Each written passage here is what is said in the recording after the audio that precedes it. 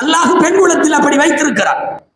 படைப்பில பலவீனமாக இருந்தாலும் மன உறுதி, அந்த மன உறுதி தான் இன்றைக்கும் நம்முடைய வீடுகளில் எல்லாம் வீட்டை பார்த்துக் கொள்வது, குழந்தைகளை பார்த்துக் கொள்வது, குடும்ப மானத்தை பார்த்துக் கொள்வது, வீட்டு சத்தம் வெளியே போகாமல் பார்த்துக் கொள்வது.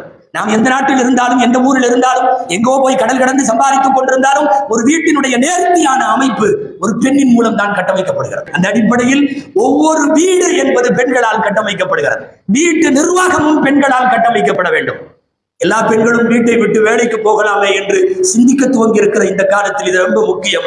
வீடு விளங்க வேண்டுமானால், வீட்டில் வளரும் பிள்ளைகள் விளங்க வேண்டுமானால், நல்லா சொல்றதுன்னா வீடு வீடாக இருக்க வேண்டுமானால் பெண்கள் வீட்டிலே இருந்து குடும்ப நிர்வாகத்தை மேம்படுத்த செய்ய வேண்டும். அந்த திறமையை அல்லாஹ் பெண்களுக்கே வழங்கி இருக்கிறார். அப்படிப்பட்ட பெண்களை வாழும் காலத்தில் அவள் தாயாக நம்மிடத்திலே இருந்தார், அவள் நம்மிடத்திலே மனைவியாக இருந்தார், சகோதரிகளாக இருந்தார், மகள்களாய் நம்மிடத்திலே நம்ம பிறந்தார்.